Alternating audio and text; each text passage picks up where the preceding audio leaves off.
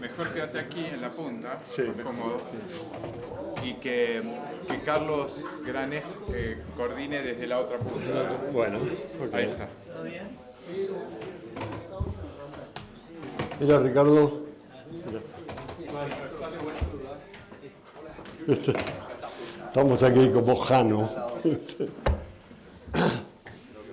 Hola. Pablo, hermano en el aula y en la vida. Eso ya lo maté. No, pero este es el tema. Toqué 2 veces El sueño de una noche muy grande. ¿Cómo tocaste? Toqué una vez Hola. en un show. Bueno, continuamos en esta jornada del Festival de la Hispanidad, organizada por la Cátedra Vargas Llosa y la Oficina del Español. Nuestra segunda y última conversación, un diálogo cultural y emocional común, va a moderar Carlos Granés, escritor y ensayista, amigo de Colombia, y participan Martín Caparrós, escritor de Argentina, Junior García, dramaturgo de Cuba, Carlos Franz, escritor de Chile, y Juan Pablo Compayred, que es humorista gráfico y músico de Argentina.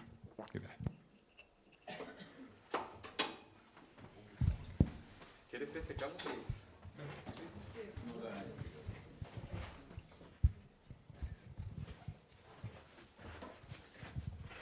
Muy buenas tardes. Es un gusto estar aquí con ustedes en este panel, todos compatriotas, latinoamericanos, españoles. Muchas gracias a la Cátedra Vargas Llosa, a la Oficina del Español, a la Biblioteca Joaquín Leguina por abrirnos sus puertas para seguir con esta segunda mesa en torno a los temas que nos convocan. La literatura y en este caso, o en este segundo turno, la política latinoamericana o las situaciones políticas que se viven en Latinoamérica mientras nosotros estamos acá o que en ciertos casos han derivado en viajes y migraciones de latinoamericanos a Madrid. Yo llegué a esta ciudad en el año 99, cuando en América Latina se estaba viviendo lo que se conoce como la tercera ola democrática. Excepto Cuba, todos los países vivían momentos de cierta estabilidad política, económica no, pero política sí. El riesgo de golpes de Estado parecía conjurada, al menos de golpes militares, y la democracia se había instaurado como el sistema político predominante e incuestionable en nuestra región. Desde el 99 han pasado muchísimas cosas y la situación política en el continente se ha enredado bastante, y esa ola democrática demostró tener serias fracturas que se abrieron como finalmente heridas ponzoñosas y que acabaron convirtiendo ciertos países en dictaduras. A Cuba se sumó Nicaragua y Venezuela. Muchos amigos, compañeros venezolanos que estaban desde los 90 acá, se encontraron de un día para otro sin país, un país que encontraban lejano, al que ya casi que no podían volver, o al que volvían con no solo insatisfacción, sino bastante disgusto. Entonces, ese es el tema sobre el que queríamos hablar en esta ocasión, en esta mesa. Veo o sospecho que aquí la mayoría hemos tenido la suerte de haber llegado a Madrid, no por cuestiones políticas o circunstancias adversas, sino por voluntad, al menos en una segunda etapa. Hay una excepción, que es Junior. Tú tuviste que salir a escondidas de Cuba prácticamente, ¿no? Hace exactamente 2 años, se cumplen en octubre del 21, ¿verdad? En noviembre. Bueno, se van a cumplir exactamente 2 años de ese momento en que tuviste que salir de Cuba después de haber organizado una marcha cívica por el cambio, ¿no? Así se conoció este evento, en donde finalmente el único participante fuiste tú. o el que intentó, el que finalmente quedó como único representante de este evento, fuiste tú, para no comprometer políticamente a los demás que se hubieran sumado a tu causa en Cuba. ¿Por qué no nos cuentas cuáles fueron las circunstancias que te hicieron llegar acá? ¿Por qué Madrid? ¿Y por qué Madrid? De todos los lugares del mundo, pues especialmente Miami, ¿por qué Madrid? Sí. Bueno, yo había viajado bastante. Era un privilegiado en Cuba, porque en Cuba la obsesión de prácticamente todos mis amigos es viajar. O sea, la gente no piensa en otra cosa que montarse en un avión y salir. Y si no puede montarse en un avión, es montarse en una balsa, en cualquier cosa. Es decir, la gente está obsesionada con irse. Yo había salido bastante, había trabajado en Londres, había viajado casi toda América Latina, había venido por primera vez a España, a Cádiz, a un festival de teatro, luego a Tenerife. Pero cuando por primera vez en mi vida pensé en la idea de quedarme fuera de Cuba fue cuando Laura Tedesco me invitó a venir a Madrid en el año 2019. Fue la primera vez que llegué a una ciudad y dije, si un día me toca irme de Cuba, ojalá sea Madrid. No sé si eran los museos, los árboles, no eran las terrazas, porque todavía no conocía tanto las terrazas. Pero bueno, después ocurrieron una serie de sucesos que me obligaron a salir de Cuba y casualmente tuve la fortuna de que fuera para Madrid. Yo no quería irme de Cuba. Es decir, yo quería, a pesar de estar en contra de un régimen autoritario, a pesar de querer cambiar las cosas, yo quería quedarme allí, hacerlo desde dentro. Y al principio lo intenté hacer desde el arte, desde el teatro, desde la literatura, desde el pensamiento. Lo que pasa es que llegó un momento en el que me sentía como que demasiado cobarde haciendo solo eso. Es decir, yo me preguntaba, Martí era un excelente escritor, Lorca era un excelente escritor, pero hubo un momento en el que no bastaba con escribir poemas o hacer periodismo o escribir, qué sé yo, teatro. Había que salir de ahí. Entonces mi vida en un momento se tornó en una trenza, es decir, la realidad y la ficción comenzaron a mezclarse. Ya no solo empezaba a escribir en mi teatro lo que me estaba pasando en mi vida real, sino que intentaba que mi vida real se pareciera a esos personajes que yo imaginaba para mi teatro. Entonces comencé a actuar. Y mi primera actuación fue tal vez ingenua, fue llamar a una protesta de artistas intelectuales. Nos pusimos de acuerdo en el baño de un teatro, 24 personas organizamos un grupo de WhatsApp y después de que encarcelaran a un grupo de artistas que estaba en huelga de hambre, el Movimiento San Isidro, después de que los encarcelaran a la fuerza, usando la COVID como excusa, nos organizamos 24 personas e hicimos una protesta frente al Ministerio de Cultura. Lo único que pedíamos era que liberaran a esos jóvenes y que el ministro nos atendiera. No logramos ninguna de las dos cosas. Pero esas 24 personas que nos encontramos allí, de pronto nos convertimos en 500 personas. Y eso fue una protesta inédita. Después de eso sabíamos que el resto de Cuba iba a hacer lo mismo. Una vez iba en un taxi y el taxista me dijo, lo que ustedes los jóvenes artistas hicieron frente al Ministerio de Cultura lo vamos a hacer todos los cubanos en algún momento. Yo sabía que iba a ocurrir un estallido social y ocurrió. El 11J se levantó un pueblo cercano a La Habana, el pueblo de San Antonio de los Baños, donde nació Silvio Rodríguez, casualmente, y cuando vimos en redes sociales que San Antonio estaba en la calle, dijimos, esto va a ser un efecto dominó. O sea, toda Cuba se va a lanzar a la calle. Le dije a un amigo, ponte los zapatos que hay que salir. Y nos fuimos un grupo de artistas otra vez frente al Instituto Cubano de Radio y Televisión y esa vez exigimos que nos sacaran una cámara y que nos dieran 15 minutos de derecho a réplica para decir por qué la gente estaba protestando, para que no se quedara solo la versión oficial. Nos lanzaron a un camión de basura, nos llevaron a la cárcel, ese día encarcelaron a miles de cubanos. Yo tuve después la suerte de salir, pero ahí todavía quedan cientos, dicen que más de 1000, no se sabe exactamente el número, de jóvenes que están presos, algunos niños, condenados incluso a más de 20 años por el delito de gritar patria y vida, decir libertad o firmar las protestas. Hoy casualmente Cuba acaba de ser reelegida en el Consejo de Derechos Humanos de la ONU. Y uno se pregunta, ¿cómo es posible? ¿Cómo es posible que un país que viola descaradamente los derechos humanos de sus ciudadanos, que apoya, por ejemplo, que apologiza el terrorismo de Hamas, que está totalmente de acuerdo con Putin en su guerra de agresión, ¿cómo es posible que lo elijan para que tenga una silla en el Consejo de Derechos Humanos? Entonces, para resumir y para no extenderme demasiado, decidí tratar de tumbar la narrativa oficial. La narrativa oficial fue, hay presos porque no pidieron permiso para manifestarse. Y entonces yo dije, bueno, pues pidamos permiso. Organizamos una plataforma cívica, se llamaba Archipiélago, hicimos la petición con 2 meses de antelación y el resultado fue que primero nos amenazaron con los tanques, con militarizar las calles durante los días de la protesta. Después la fiscalía me dijo, vas a estar 27 años en la cárcel. Después decapitaron palomas en mi puerta. Después me cortaron el internet y el teléfono fijo. Después pusieron a un señor de 2 metros frente a mi casa que me decía, tú no puedes salir, yo soy Jordan y vengo en nombre del pueblo de Cuba. Y después, cuando el cardenal de La Habana me llamó y me dijo, suspende la marcha porque va a haber una masacre. Ellos no lo van a dudar, ellos van a matar. Te pido a ti, por favor, que suspendas la marcha. Me reúno con el grupo de Archipiélago y les digo, vamos a cambiar esto. Voy a hacer una marcha en solitario, yo solo, con una rosa blanca, y voy a pedirle a los cubanos que se manifiesten desde sus casas vestidos de blanco o haciendo un aplauso a las 3 de la tarde. Eso. 300 personas rodearon mi casa ese día haciéndose pasar por mis vecinos. Ninguno era mi vecino. Yo no conocía a ninguno. No podía llamar a la policía, primero porque no tenía teléfono, me cortaron el teléfono. Pero segundo porque esas personas eran policías vestidos de civil. Y 2 días después tuve que salir.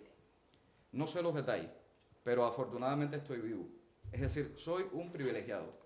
Hay miles de jóvenes en Cuba que están presos o siguen acosados por haber cometido el delito de decir yo pienso distinto. Sí. Tremendo. En tu caso, Martín, tú eres un veterano aquí en España, llevas mucho tiempo. No. Bueno, o fuera de Argentina, digamos. Tampoco. Tampoco. ¿Pero no saliste en los 80? Por primera No, yo vez? salí en el 76 la primera 76. vez, pero después volví bastante, estuve muchos años en Argentina. No, después de este relato heroico, todo lo que yo pueda decir es como una especie de carnaval, pero no, yo me fui en el 76, me tuve que ir por el golpe de Estado, estuve de esos 8 años que estuve fuera, 4 creo que estuve en Madrid, otros 4 o 5 en París. Llegar a Madrid fue una decepción extraordinaria. A mí me gustaba mucho Madrid antes de conocerla. ¿En qué año llegaste exactamente? Bueno, la primera vez vine en el 69, en el 70, pero a quedarme aquí en el 80, 81, por ahí.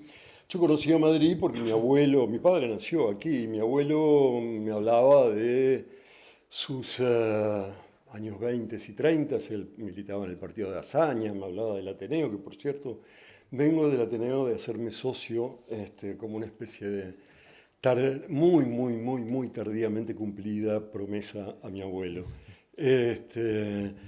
¿Y qué? Y entonces cuando llegué a Madrid descubrí que aquí no eran todos poetas de la generación del 27 y fue terrible para mí. Yo estaba convencido de que esto debía ser algo así y me encontré con una ciudad bastante cutre, bastante poco sofisticada en la mayor parte de las cosas durante los 80s. Durante los 90s, que ya no vivía aquí, volví cada tanto y la ciudad cutre se había transformado en una ciudad nuevo rica, insoportable. Habían decidido que Manhattan era un lejano suburbio de Madrid y que, bueno, de vez en cuando allí pasaba algo que tenía algún interés, pero todo lo importante pasaba acá, sobre todo la compra de coches alemanes. Y ese estuve un tiempo largo sin volver. Después en los 2000 vine de vez en cuando, me reconcilié un poco y en el año 2013 decidí volver a irme de la Argentina. Yo viajé mucho durante toda esa época, probablemente me pasaba la mitad del tiempo fuera de mi casa. Y así soportaba mi país, digamos. Y en un punto la razón por la que me fui de la Argentina quizás sea política, podríamos decirlo. Política en el sentido de que en el 2013 me sentía totalmente aburrido de que se repitieran una y otra vez las mismas cosas y de que yo repitiera una y otra vez las mismas cosas. Yo escribía y hablaba sobre temas políticos en periódicos o en la televisión o donde fuera y ya llevaba 10 años diciendo lo mismo. Empecé a hablar del país Calecita, que aquí sería el país... ¿cómo se llama? Tío Vigo o Carrusel en México, porque siempre parecía que se movía, pero estaba siempre en el mismo lugar. O sea, era muy aburrido, me sentía tonto repitiendo las mismas cosas, pero no podía decir cosas distintas porque la realidad de la que hablaba era la misma.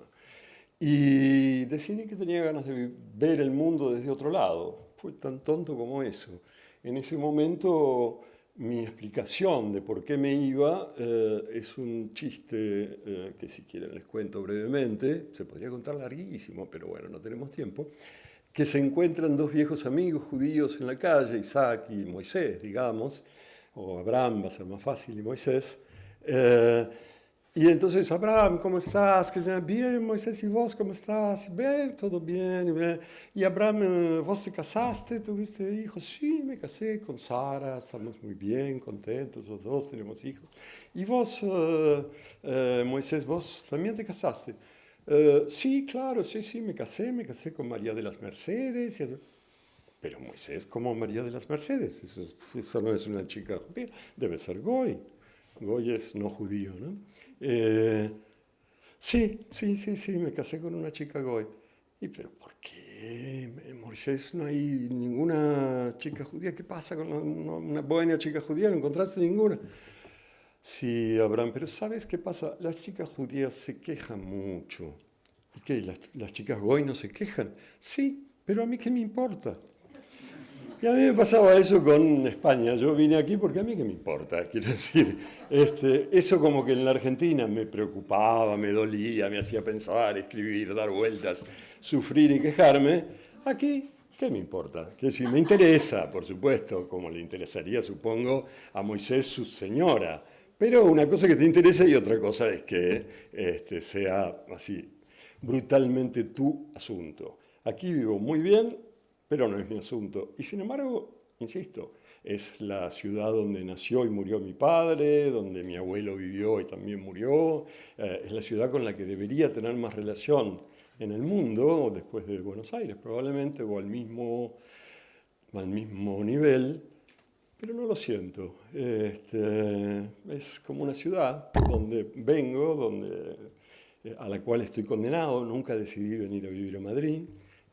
Cuando vine en el 13 me fui a Barcelona, en el 99, 80, la primera vez que vine también me fui a Barcelona. Cada una de las dos veces conocí una madrileña, distintas porque había pasado mucho tiempo, y terminé viviendo en Madrid por razones de faldas.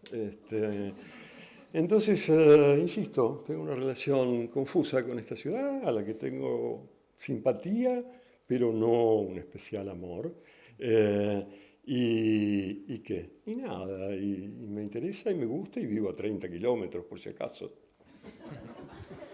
Bueno, pues tienes suerte porque yo voy a cruzar el Ecuador de mi vida, 24 años en Colombia, 24 años acá. Ya sí sufro por lo que pasa aquí, bastante, por los problemas políticos. Dios mío, hasta me quitan el sueño. Me di cuenta de lo madrileño o de lo español que me había vuelto con el 17O. La cuestión catalana, yo lo estaba viviendo como si hubiera nacido acá y como si de eso dependiera, digamos, mi futuro, mi pasado, el de mis hijos, el de todo. Yo sabes que, por ejemplo, en esa época yo escribía unas columnas de opinión para el New York Times regularmente y me interesé mucho y lo seguía y lo contaba y lo analizaba y lo pensaba, pero con una elegancia y distancia digna de mejor causa. Sí.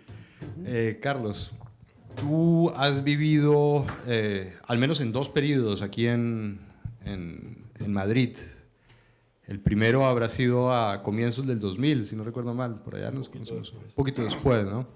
Sí. Y el segundo desde hace muy poco, ¿no? Llevas menos de 2 años, ¿no? En esta segunda estadía. ¿Has vivido dos Madrides? ¿Sientes que la ciudad ha cambiado lo suficiente como para decir que hay dos Madrides distintas en este lapso de tiempo? Bueno, voy a tratar de responderte tu pregunta, que es muy buena, pero antes quiero dar las gracias a las instituciones que han organizado esto. Estoy muy contento de estar aquí, de poder hablar sobre Madrid y la relación con Latinoamérica, si es que cabe, y de poder hacer un gesto político. Lamentablemente mi gesto político va a ser muchísimo más frívolo que el testimonio que ofrecía Junior. Voy a hacer una pequeña insurrección. Carlos me dijo al comenzar esta mesa que íbamos a tener un tema un poco más político ahora, pero yo había leído en el programa que decía un diálogo cultural y emocional, y me había preparado mentalmente, solo no tomé notas para eso, por lo tanto no pienso dedicarme a hablar de política. Bueno, mi pregunta es más emocional. Voy a hablar de mi relación emocional con Madrid y con lamentablemente, desde luego, será política también. Yo es cierto que he vivido, en total sacaba la cuenta hoy, 10 años corridos, aunque he venido mucho más y por lo tanto algo más de tiempo tengo en la ciudad. Pero cuando llegué ya tenía una edad avanzada en la cual se dice que ya no se hacen nuevos amigos, y quizás por eso mismo mucho menos se puede hacer uno de una nueva ciudad, un ciudadano de otra parte. Tenía más de 40 años. Y sin embargo sentí de inmediato una afinidad, una sensación de estar en mi sitio, como si hubiera buscado toda mi vida esto sin saberlo, a pesar de que había venido varias veces a Madrid. ¿De dónde venía? Bueno, esto tiene explicaciones biográficas e incluso biológicas.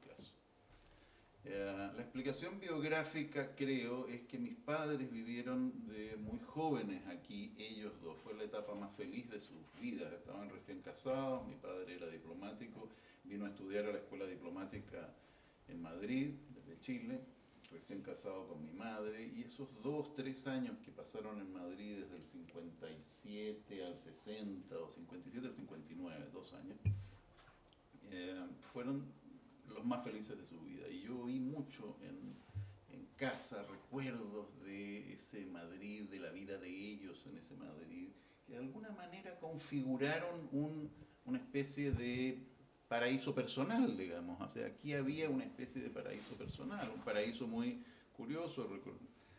Decía Martín recién, esta ciudad que también puede ser y es sin duda cutre, en fin, pero el año 57, cuando mis padres llegaron y alquilaron un piso en la calle de Padilla, mi madre estaba feliz porque había heladera, y de pronto abrió la heladera y la heladera no tenía motor, se veía la pared del otro lado. Entonces le dijo a mi padre: nos han estafado, no hay refrigerador.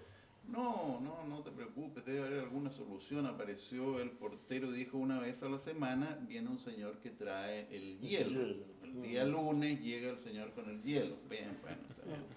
Eso se había acabado en Chile muchos años antes. Pero aquí sobrevivía. Mi madre esperó el día lunes con ansias para que llegara el hielo y no se le echaran a perder las compras, las verduras, las cosas. Y ese día efectivamente llegó el hielo en un carretón de caballos. El relato de ella de sentir un ruido fuerte en la calle, y era un enorme caballo percherón y atrás el carro con el hielo, ¿no? Estas cosas yo creo que se combinaron para hacer, junto con las canciones que cantaba mi madre, aprendidas aquí en esa época, ella era actriz de teatro, etcétera, para configurar esta especie de pequeño Edén personal. Pero además decía que puede haber una razón biológica en mi encantamiento con Madrid, que viene del hecho de que, según el testimonio de mi madre también, yo fui concebido en esta ciudad. No nací aquí, pero fui concebido aquí. Y no sé si todo el mundo tiene detalles tan cabrosos como los que mi madre me dio. ¿Sin pecado? ¿Sin pecado concebido? Con mucho pecado, porque fui concebido una calurosa noche del mes de junio de 1958, en la calle de Padilla, número creo 54 o algo así, con un calor del diablo y las ventanas abiertas y qué sé yo. Mucho detalle, mucho detalle. Mi madre tenía clarísimo el momento en que había ocurrido la inseminación. Claro, se pregunta. Y esto de saberme que fui concebido, hecho, digamos, fui hecho aquí, también tiene que influir algo, supongo, ¿no? El caso es que yo me he sentido siempre extraordinariamente a gusto en esta ciudad, aun cuando también soy capaz de ser crítico de ella, es decir, he experimentado esa apertura de Madrid hacia los extranjeros, hacia los intelectuales y escritores latinoamericanos, pero también la relativa indiferencia de muchos de los intelectuales españoles y madrileños que son cordiales, pero no pasan de ahí, ¿no? Y esto también es una realidad, no es algo que podamos disociar tan fácilmente. Sin embargo, me ocurre otra vez como a ti. me importa menos que en Chile. La indiferencia de mis colegas chilenos, que es, me hacen la ley del hielo, me muestran el hombro frío, en fin, me duele. Pero aquí, que cuando los españoles no me dan demasiada pelota, digo, escritores españoles que me gustaría ser más amigo de ellos, ¿eh? No me importa tanto, no me aflige tanto. De modo que sí. Iba a responder tu pregunta, pero se me olvidó cuál era. No, las dos vivencias que has tenido de Madrid en distintos periodos. Sí, perfecto. Sí, he notado una diferencia. Yo llegué a vivir a Madrid en esa primera oportunidad en el año 2004, a lo que yo les decía a mis amigos españoles de la época, que lo son hasta el día de hoy, que estaban viviendo la jauja, digamos. Esto ustedes no se dan cuenta, pero esto no hay probablemente otro periodo de más esplendor en España desde el siglo de oro. Y tenía más razón de la que yo mismo pensaba, porque se incubaba una decadencia, ¿no?, que iba a estallar a partir de la crisis del 2008-2010. El modo en que se gastaba dinero en España, a expuertas, a manos llenas, era maravilloso, porque para un escritor era la ocasión, la primera y única vez que he logrado vivir de los derechos de autor y de los bolos, ¿no? De esto de que te invitaran ahí a ser jurado de no sé qué, a dedicarse a hacer esto otro, y sumando todo, pues mes a mes era un buen ingreso. Esa maravilla no duró tanto, eso ha cambiado evidentemente, pero yo no lo olvido. Hemingway escribió su París era una fiesta, yo tengo mi Madrid era una fiesta, y qué fiesta, ¿no? Qué bueno haber vivido esa fiesta. Esta segunda oportunidad, que ya es la de hace reciente, 2 años apenas, pero a la cual he asistido porque he vuelto mucho a Madrid en estos años, es otra ciudad, ¿no? Es otra ciudad, y para no dar la lata en algo que ustedes conocen mejor que yo, lo que yo percibo como relativo extranjero, como un extranjero a medias, es una ciudad que se ha vuelto un poquito más europea y por eso mismo más fría, que ha sido invadida por el turismo de un modo que hace 20 años no era tanto como es hoy, y eso ha producido también algún tipo de distancia, esa cosa un poquito artificial que ocurre con las ciudades que son objeto de la invasión turística. Y para qué decir lo que ocurrió en el barrio de Salamanca, no entremos en detalles escabrosos.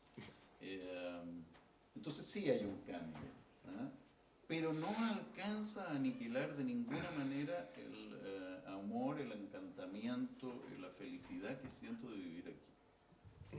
Gracias.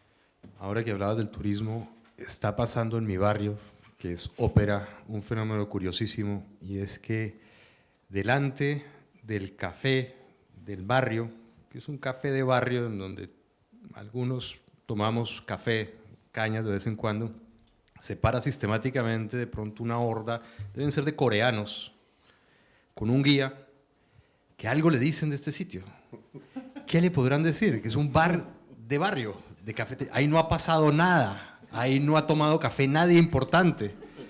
Por favor. Es un lugar como cualquier otro en Madrid, pero por alguna extraña razón se ha convertido en un sitio turístico donde ahora creo que están llegando alemanes también. Dentro de nada llegarán latinoamericanos ahí, también les dirán que es un sitio simbólico o histórico de Madrid. Eso habla de las ficciones que se crean en torno a las ciudades, y para eso los guías turísticos son unos verdaderos genios, tienen imaginación de novelistas y son capaces de encontrar una historia maravillosa en cualquier detalle pendejo que el vecino que habita el sector sabe que no tiene ninguna relevancia. ¿No será un punto de encuentro nomás? No. ¿Donde se encuentran? No. Hablan de... Señalan, hablan, indican. Okay.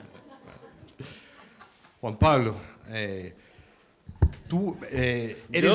Un impostor, yo no No, tendría no, que estar acá. me parece fantástico que estés en esta mesa. Porque Igual agradezco muchísimo estos- la invitación y Sí. me parece fabuloso. Y Estas mesas suelen ser, los protagonistas suelen ser escritores, periodistas, dramaturgos, pero tú eres músico y humorista gráfico. que eso vendría a ser la parte de escritor, digamos, el humorismo gráfico como una especie de relato, de contar historias o de conceptos. Exacto. Entonces, sí, la verdad que lo del humorismo gráfico es como algo relativamente nuevo para mí, no es algo que he dedicado toda mi carrera, que no, mi carrera ha sido como músico, pero últimamente me pasa, la última vez que fui a una discográfica me dice, ¿eres el dibujante?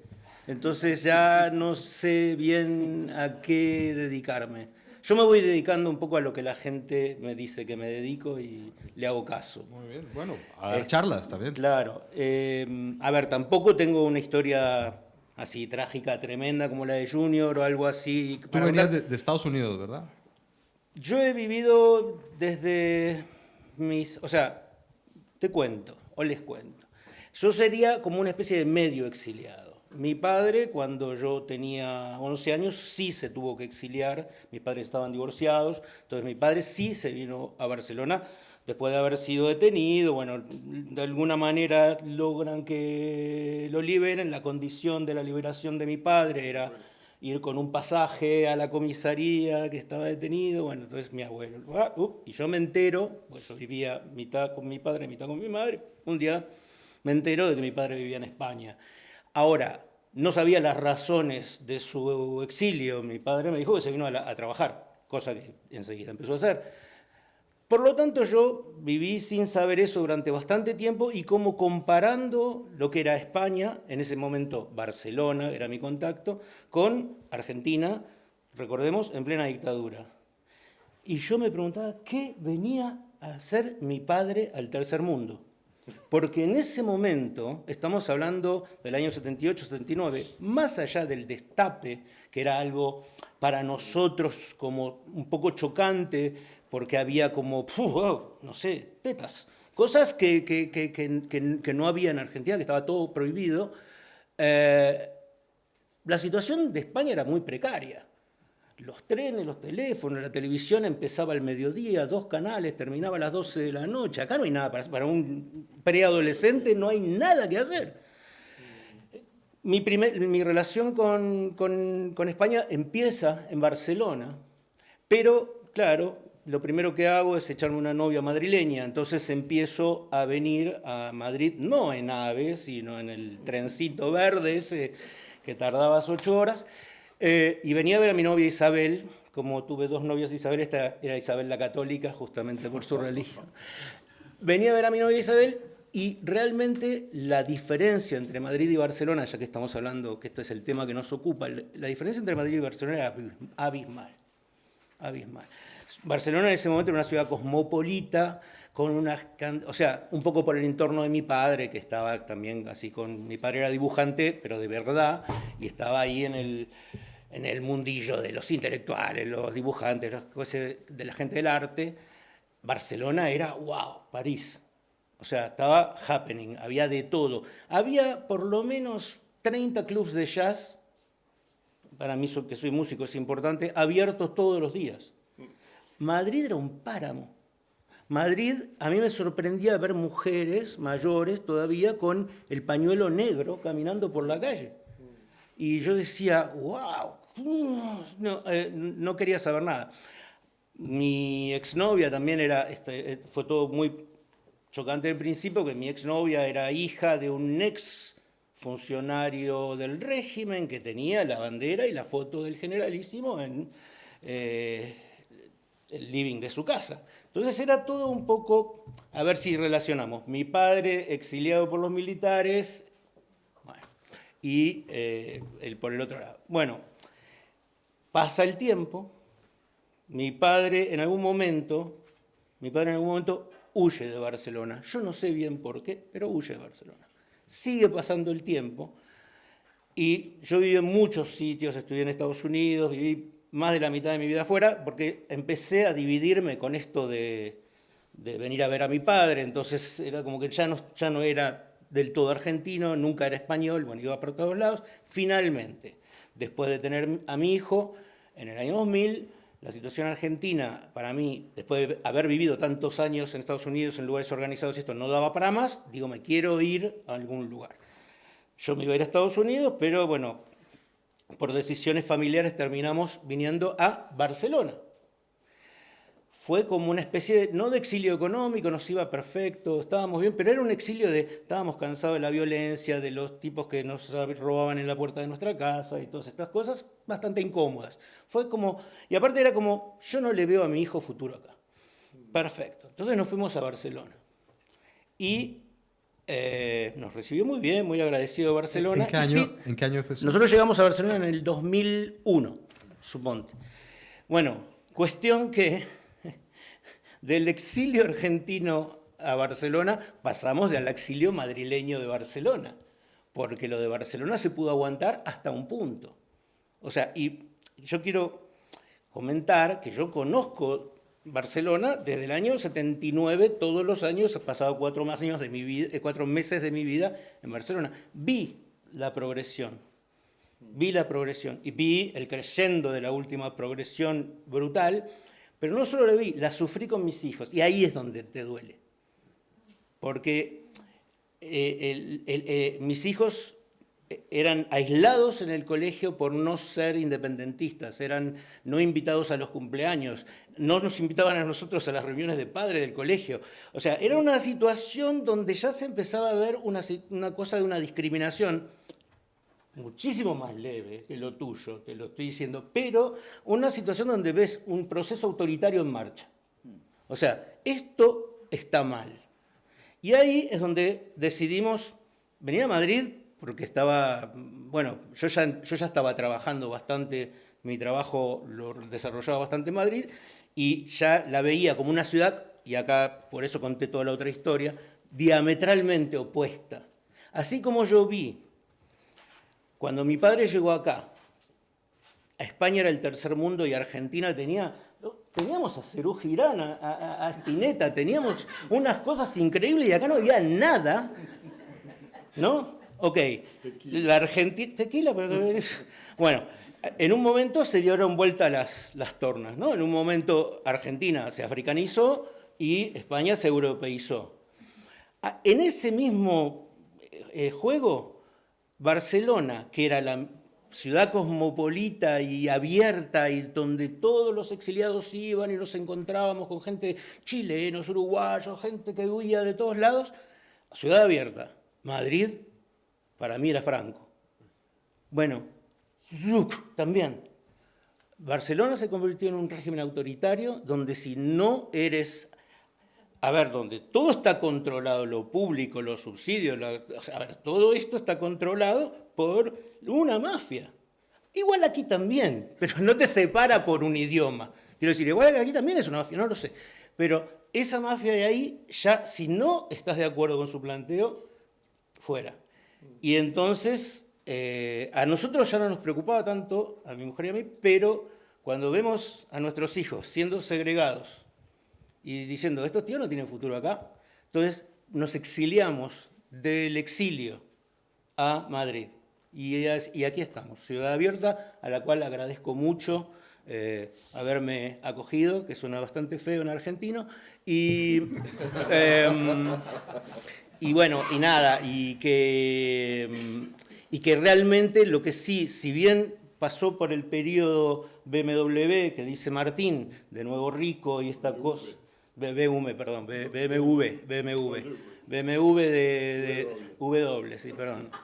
El periodo BMW que dice Martín, al mismo tiempo se cosmopolitizó.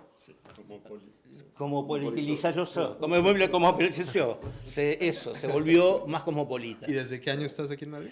Estoy exactamente desde meses después del 1 de octubre del 2017. Sí, que fue el momento en que yo dejé de dormir por culpa de España. Fue el momento en donde me tiraron piedras en el balcón. Porque mi mujer trabajaba en casa, tenía la oficina en el que daba a la calle, Y un día, no sé por qué, se empezaron a tocar la cacerola otra vez y la gente trabaja, la gente no está todo el tiempo pendiente de las cacerolas.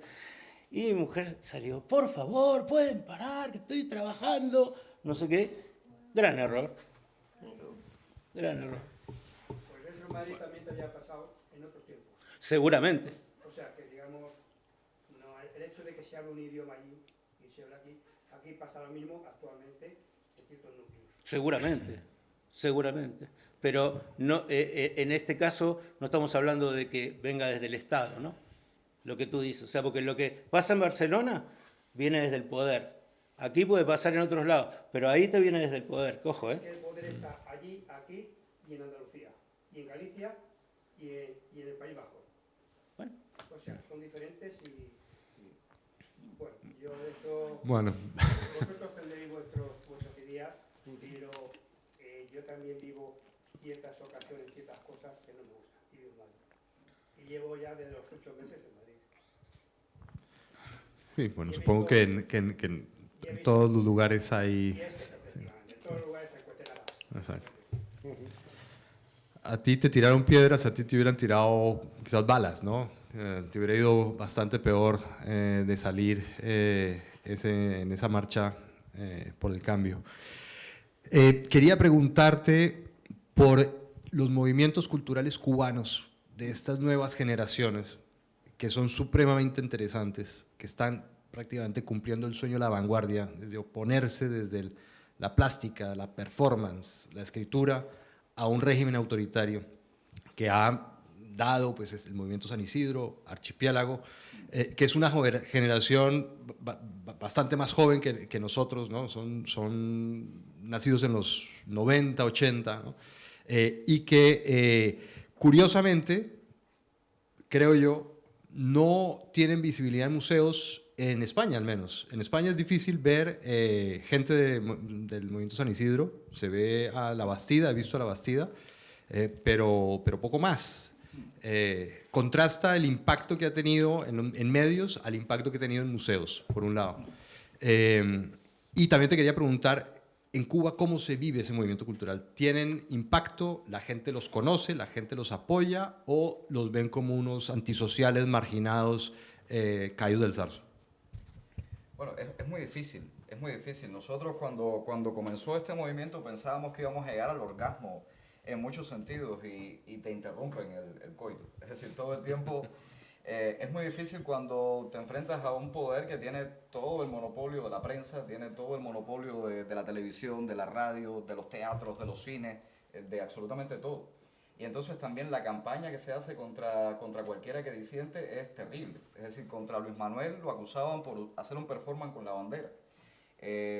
O sea, cuando casi todos los artistas cubanos a lo largo de la historia han usado la bandera de una u otra forma, pero el problema era con él. A mí me acusaron de haber sido entrenado en España por Felipe González y de haber sido agente de la CIA, que había recibido 6 millones. Cuando yo vea por primera vez en mi vida a alguien de la CIA, le voy a pedirme dinero, porque... Pero eso sigue funcionando, lo de la CIA sigue funcionando aún. Ya nadie se lo cree, realmente ya nadie se lo cree. Pero lo que pasa es que es el discurso que ellos plantean y es muy difícil que estos muchachos logren hacer su arte, que lleguen a distintos lugares, a amplios sectores, porque no tienen, salvo las redes sociales. Es decir, el único espacio y la gran diferencia de los últimos tiempos es el fenómeno de las redes sociales, pero ellos también las intentan controlar. Han creado un ejército de perfiles anónimos, que no se sabe cuántos son, les llamamos en Cuba la ciberclaria, que son perfiles sin cara, sin nombre real, que algunos son 100% comunistas, así se ponen en la descripción, 100% comunistas, y otros son 100% anticomunistas, pero son el mismo grupo. Y entonces desde ahí crean tanto ruido que es muy difícil entender cuál es la realidad, es muy difícil. Entonces lo que ha pasado en Cuba también es que, sobre todo en los últimos meses, todo el mundo que ha podido irse se ha ido. Todo el que ha podido escapar lo ha hecho. Unos para Estados Unidos, yo creo que un buen grupo de artistas, sobre todo jóvenes, han elegido Madrid. Y eso está también redibujando la comunidad cubana que vive aquí, en Madrid. Cada vez crece más el número de jóvenes, sobre todo artistas, intelectuales, académicos, y eso es interesante. También crea un contraste con el exilio de Miami, que tampoco es como lo han pintado, ¿no? Porque hay también una caricatura del exilio de Miami. El exilio de Miami realmente es bastante diverso, hay de todo, hay absolutamente de todo. Hay gente con un discurso más radical, más lleno de dolor, pero hay otras personas que tienen otros discursos. Y una de las cosas con las que yo sí he tratado de luchar es contra esa rabia. Es decir, que todo lo que me pasó no me afecte al punto de volverme alguien resentido, rabioso, iracundo. Es decir, trato de desdramatizar. El primer libro, casualmente, que me regalaron estando en Madrid, me lo regaló Laura y fue Ñamérica. Y entonces trato todo el tiempo de eso, de aferrarme a la literatura, al teatro. He podido hacer teatro, afortunadamente. Como lo hacía, no me ha pagado lo que me debe. Trabajo también, vendo flamenco en un tablado, es decir, vendo entradas para el flamenco, escribo para un diario independiente, es decir, sobrevivo como cualquier otro cubano, y sobre todo no quiero convertirme en un político. Es decir, quiero seguir haciendo todo lo que pueda, pero sobre todo no por cambiar la política, sino por destruir una narrativa que yo creo que le hace todavía hoy mucho daño a los cubanos. Ellos levantaron un mito, el mito del unicornio azul, de los barbudos sexy, del pequeño David contra Goliat. Todo ese mito lo levantaron y yo creo que es necesario deconstruirlo. Y a eso me estoy dedicando. ¿Y la recepción de San Isidro y de lo que haces tú en España, ves que hay eco? Yo creo que sí, todavía no el necesario, pero yo creo que cada vez va conociéndose más, va calando, va penetrando espacios. Esto de trabajar en un show flamenco me hace chocar también con público muy diverso, con turistas sobre todo, turistas latinoamericanos, la gran mayoría que van al flamenco, y también con españoles, y ya yo siento que va cambiando el discurso. Si antes se te acercaban y te decían, Cuba, Fidel, qué emoción, ya te dicen, Cuba, qué terrible. Estuve hace poco y ya la gente ni se ríe. Es decir, va cambiando la narrativa, van conociéndose a estos nuevos exponentes de la cultura. Yo creo que están teniendo cada vez más impacto, ojalá fuera más, pero las cosas son como son. Tampoco creo que se deban presionar demasiado. Tampoco se puede sobresaturar al público porque ocurre el efecto contrario. Esperemos que sea un proceso natural, pero hagamos todo lo posible porque se pueda conocer. Junior mencionó Ñamérica, Martín, que es un fresco muy ambicioso de América Latina, escrito desde España, supongo. Bueno, escrito más o menos desde España porque efectivamente aquí qué sé yo, lo edité en el sentido cinematográfico, digamos, de la expresión. O sea, aquí junté los distintos pedazos y lo terminé de armar y de corregir, pero es algo que también fui escribiendo en cada uno de los lugares. Yo escribo muy en el lugar y sobre la marcha, entonces lo fui escribiendo en cada uno de los lugares que visité y lo fui pensando en cada uno de esos lugares. O sea, probablemente si no hubiera estado en España, no sé si habría tenido la distancia necesaria como para tratar de mirar el conjunto, digamos. En ese sentido, sí, España tiene un peso.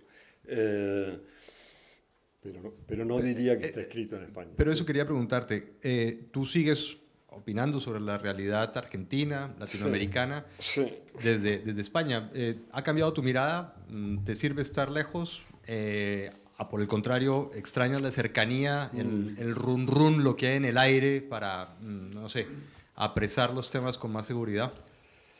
Lo extraño, pero poco, porque en general la mayor parte de quienes escriben sobre política en Argentina escriben sobre los políticos argentinos, y yo siempre he dicho que el gran engaño de los políticos argentinos es hacernos creer que la política es eso que hacen ellos, cuando en realidad creo que la política es algo mucho más interesante, más complejo y que sucede en otros lugares. Entonces, probablemente la ventaja de no estar cerca de todo eso es poder mirarlo con más distancia. Pero también es cierto que me gustaría poder estar un poco más en la calle y escuchar. Quiero decir, ahora en la Argentina está este fenómeno totalmente inverosímil, que es este señor Milei, que parece un desquiciado total y que aparentemente lo va a votar mucha gente, pese a que dice disparates graves. Quiero decir, que se podrían vender órganos o niños y que la gente tiene que estar armada y que bla, bla, bla, y que tururú, y que el cambio climático no existe y que la desigualdad de salarios entre hombres y mujeres tampoco existe y que no sé qué y que no sé cuánto. Bueno, cuando uno ve el mero discurso, digamos, dice, esto es imposible.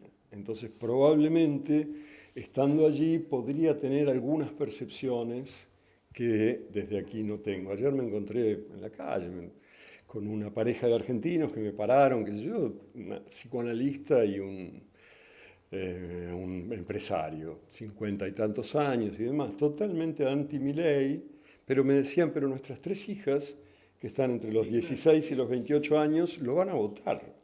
Dice, y nosotros les preguntamos, ¿cómo puede ser que voten a ese? Bueno, por lo menos es algo nuevo, por lo menos es algo distinto. Digo, esa percepción es la que uno pierde cuando está a la distancia, sin ganar otra quizás, porque lo que ganas es la posibilidad de una visión más general. Pero cuando decía sin ganar otra, de lo que estaba de algún modo hablando era de mi rencor con los medios españoles, que sistemáticamente me consideran el argentino de servicio, ¿no? Yo llevo 10 años acá, sé sobre política española, más o menos, o sobre la situación española, cosas más o menos equivalentes a mucha gente que opina de ellas. Mi mujer trabaja de eso, es tertuliana de programas de televisión, y yo siempre me indigno un poco de que por no tener un buen acento vallisoletano, a mí no me llaman para eso. Me acaban de llamar de televisión, por ejemplo, para una velada electoral del día de las elecciones argentinas. En la SER me incluyen los veranos, porque parece que en los veranos se pueden tener acentos raros. Pero si se fijan en los infinitos programas de tertulias que tiene la televisión española, donde cada uno es el calco exacto del anterior, hay una serie, no sé cuántos serán, 20, 30 programas que son exactamente iguales, un presentador en el medio, 2 tipos más a la izquierda, 2 tipos más a la derecha, y discuten y charlan y no sé qué y no sé cuánto. No hay un puto acento extranjero. Digo, todos los acentos son perfectamente hispanos. Es fuerte en un país donde el 10% de la población es extranjera y donde muchos de nosotros, bueno, tenemos por lo menos tanto para decir como un tertuliano de Ana Rosa Quintana, ¿no? Pero no. Se nos está acabando el tiempo, luego quedan 2 preguntas que les pido sean breves. Tú puedes insubordinarte de nuevo, puedes pasar dijiste la parte emocional con Madrid, terminamos en la parte erótica, ahora puedes ir a la pornográfica si quieres. En todo caso yo cumplo con mi trabajo y te hago una pregunta política, tú verás qué haces con ella. Te ha tocado un cambio brutal en Chile en estos años. ¿Cómo lo ves desde acá? ¿Cómo ves el proceso constituyente? ¿Cómo ves a Boric?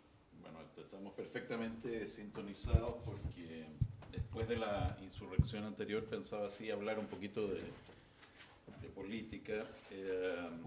Claro, lo que ha pasado en Chile en general no quiero pretender de que tengo alguna clave muy interesante para ustedes, pero sí puedo comunicarles, tal vez desde esta perspectiva de la mesa, de lo emocional, lo cultural, en fin, la manera en que lo he vivido yo, con un enorme asombro y con mucho dolor.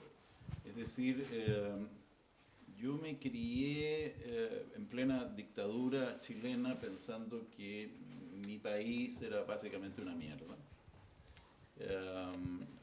Esa fue como mi educación sentimental. Y cuando vino la democracia del año 90 y Chile empezó a hacer ese, entre comillas, milagro chileno en el cual se conciliaban poco a poco democracia con prosperidad, y hacia fines de esa década y comienzos de la siguiente, comienzos de este milenio, en fin, se empezaba a asentar en Chile la idea de que podría ser, de que no era descabellado pensar que llegáramos a ser un país desarrollado. Yo lo viví con enorme entusiasmo, con una credulidad a lo mejor un poquito ingenua. Creo que no, porque los datos estaban sobre la mesa, porque en el mejor momento Chile se acercó peligrosamente, afortunadamente, a ese estatus técnico de país desarrollado, es decir, estaba alcanzando el ingreso per cápita de Portugal. Y eso estaba ahí, parecía que estaba al alcance de la mano, ¿no? Y se empezó a ir a la mierda. no se fue a la mierda de repente, sino que fue un proceso del cual nos dimos cuenta paulatinamente y tuvo que ver, no alcanzo a decir mucho de esto, a pesar que podría hablarle seguramente una hora, tuvo que ver con algo que está descrito en la literatura económica y política, es la trampa de los ingresos medios, ¿no? Parecía que Chile podría tal vez liberarse de esa trampa, un país que se desarrolla muy rápidamente, llega a tener cierto nivel, pero no es capaz de sostenerlo, y empiezan a fallar aquellas cosas que le han servido para llegar ahí, la estabilidad de sus instituciones políticas. En el curso de los últimos 10 años, el crecimiento chileno económico, que fue un crecimiento de niveles asiáticos en algún momento, del 6-7% anual, se paró, se detuvo y se estancó en un 1, un 2%, que no está mal para países desarrollados, pero desde luego para uno en el cual se habían creado esas expectativas era muy frustrante. Y todo esto vino a estallar en esa orgía de violencia que fue el octubre del año 2018, donde además uno sufre la frustración, la rabia de ver que esto es interpretado dentro del país por amplios sectores, pero sobre todo fuera, como una especie de revolución liberadora, maravillosa, que el pueblo está hablando y diciendo lo inconforme que está con este horrible Estado neoliberal que aplasta a su gente. La realidad es muy distinta en Chile. La realidad es que un país que tenía un 40% de pobreza en 1990 llegó a tener un 8% de pobreza en el año 2010-2012. Entonces, resulta terriblemente frustrante esta evolución o involución de mi país, ¿no? No estoy fuera de Chile por eso, pero también se volvió, está mal que lo diga yo mismo, pero en fin, están ahí los testimonios en mis columnas y artículos, se volvió un poquito difícil mi convivencia con el país a partir precisamente de esa crisis, porque fui de los pocos intelectuales chilenos, y esto puedo decirlo, de los pocos escritores chilenos que se manifestó en contra, que dijo, para resumirlo en una línea, esta violencia es inadmisible en democracia. Contra la dictadura, apoyo la insurrección que quieran, pero en una democracia es inadmisible quemar museos, iglesias, diarios, en fin. Y eso, claro, me dejó un poco aislado, o más que un poco aislado. Y ha influido, pero no del todo. Yo diría que más me ha atraído, ya tengo 64 años, me ha traído a España algunas circunstancias personales y el deseo de encontrar un cierto sosiego que me permita desarrollar mi obra literaria bajo menos presiones políticas, de esas que están demandando. Concluyo con una anécdota. Recuerdo que en plena dictadura el escritor José Donoso me dijo una vez, al final ya de la dictadura, me dijo, no hallo las horas que termine este régimen, Carlos. Sí, Pepe, si yo sabía eso. No, hombre, pero no sabes por qué. ¿Por qué? Es que quiero escribir una novela psicológica. Claro, porque hay que estar obligado a la política, obligado a escribir la denuncia, en fin. Bien, eso, no sé si... No, muy bien, no, muy en la línea de la mesa, por fin. Muy bien. Pero ponle un poquito de sexo. Con Donoso, por ejemplo. Claro. El obsceno pájaro. Juan Pablo, ya para terminar, bueno, lo que está pasando en Argentina es como mínimo novedoso, ¿no? Sí. Hasta desconcertante. El país puede entrar en una nueva fase impredecible. ¿Tú desde aquí cómo ves lo que puede llegar a pasar? Lamentablemente lo que está pasando en Argentina yo creo que es una cosa internacional. Acá está pasando de otra manera. O sea, lo que pasa en Argentina es que la política como una herramienta de cambio social, esta cosa no desinteresada, nunca fueron desinteresados los políticos, pero esta cosa de querer cambiar, que hay ideologías y estas cosas, eso murió. Hay un vacío total, nadie cree en los políticos. Entonces, por eso surgen tipos como Milei, que surgen sobre todo en un segmento de la juventud que, aparte, es vaga, vamos a decir las cosas como son, es gente que se informa con TikTok, no ha leído un libro. Te encuentras, por un lado, a los comunistas que no leyeron a Marx, a los liberales que no leyeron a Adam Smith, o sea, no tienen ni idea de lo que están hablando. Te citan frases sueltas de esas fotos que aparecen en las redes sociales, ¿no? Que le pueden poner cualquier cosa. A mí me gustan las mollejas crocantitas Jorge Luis Borges. O sea, pueden poner cualquier cosa. O sea, quiero decir, y hay un tema de Lelutier. Qué difícil que es imaginarse a Borges comiendo mollejas. Ojo, ojo, no, eso yo lo veo. Hay un tema de Lelutier, yo no sé si... que hay un estilo musical en Argentina que se llama el triunfo, es un estilo folclórico. Ellos tienen uno que se llama el triunfo de la ignorancia, que es un triunfo, pero donde hablan de palabras con faltas de ortografía, bueno, una cosa. Bueno, vivimos en una época donde para mí lo interesante a recalcar es la cantidad de paralelismos que hay entre todas estas realidades, porque para mí lo que pasó en Chile fue una manipulación brutal. Ahí las redes tuvieron muchísimo que ver. Y de nuevo, material joven, probablemente adoctrinado y con muy poca cabeza, se deja llevar como borregos a hacer un montón de cosas. En Argentina, los mileístas son kirchneristas liberales, o sea, es lo mismo, son como los kirchneristas fanáticos, descalificadores, irracionales, tipos que lo único que hacen es como seguir a un líder porque este tiene la verdad, acríticamente, porque es lo que es como si fuera rock and roll. Es como que si el tipo es como cuando Trump decía que podía hacer cualquier cosa, que lo votaban igual. Es un poco eso. Trump, Milei, los tipos estos que incendian todo, mucho del independentismo catalán acá, el vacío que hay acá. ¿Cómo puede ser que en España estemos viviendo la situación en la que estamos viviendo, donde, estamos dependiendo de gente que está fugada de la justicia para formar un gobierno y no pasa nada, porque justamente la juventud no está en política? Esto en los 70 hubieran ardido en las calles. Yo estuve acá en el 78, cuando estaban corriendo delante de los grises pidiendo la amnistía, justamente, amnistía, libertad, se gritaba, y me fumé los gases acá en la Gran Vía de casualidad, estaba ahí, me los fumé.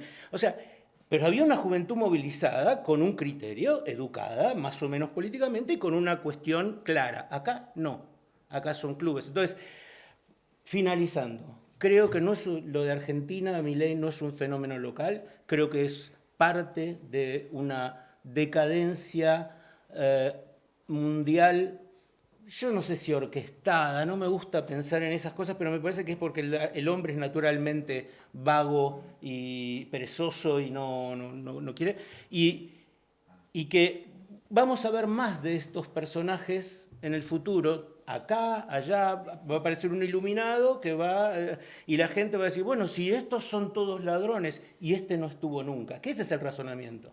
El razonamiento de Milei es, si todos los médicos se equivocaron con el diagnóstico, me voy al curandero a que me haga así con el humito a ver si me cura. En vez de ir a otro médico o de insistir con el tratamiento, a ver si por ahí era que la sesión de rayos tenía que ser más larga. Yo creo que la sesión de rayos del 2014, el 2019, 2015-2019, si hubiera sido un poquito más larga, por ahí hubiera hecho algo de efecto. Esa es mi opinión en Argentina. Bueno, nada, eso. Bueno, pues muchísimas gracias. Se nos agotó el tiempo. Los temas son infinitos. La realidad tan compleja que daría para muchísimo más. ¿Hacemos preguntas? Perdón. Quería utilizar solo un libro buenísimo sobre América, se llama El delirio americano, de ese señor, porque esa crisis y el delirio antropológico y tal, lo ha recibido España también de una manera. Hay un delirio ahora español visto por observadores como ustedes, latinoamericanos? Yo lo veo clarísimo, lo acabo de decir, o sea, yo veo un delirio absoluto. Yo le llamo a este tipo de liderazgos que aparecen no en España, en todas partes, del cual Milei es una expresión, yo le llamo el efecto Joker. Es decir, hay una tendencia a buscar a ese líder incorrecto, exótico, con alguna característica como el peinado o qué sé yo, algo que se salga de las normas y que se parece un poco al Joker de Batman. Y los jóvenes empatizan con ese tipo de liderazgo.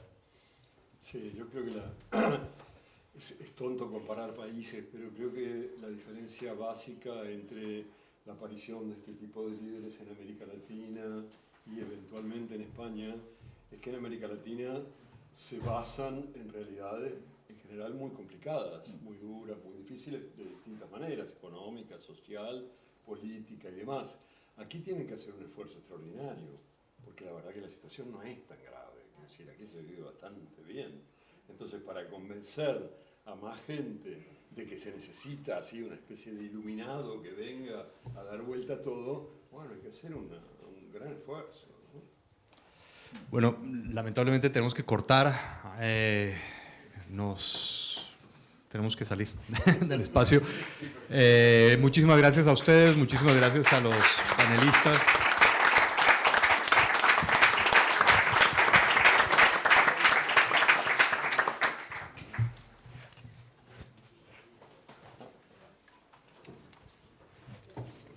Bueno, muchas gracias por haber venido. Una vez más, gracias a la Consejería de Cultura, a la Oficina del Español de la Comunidad de Madrid, a esta Biblioteca Joaquín Leguina. Muchísimas gracias por acogernos en nombre de la Cátedra Vargas Llosa y especialmente gracias a todos los amigos que han venido aquí a opinar y a contarnos sus historias y sus visiones tan interesantes. Gracias.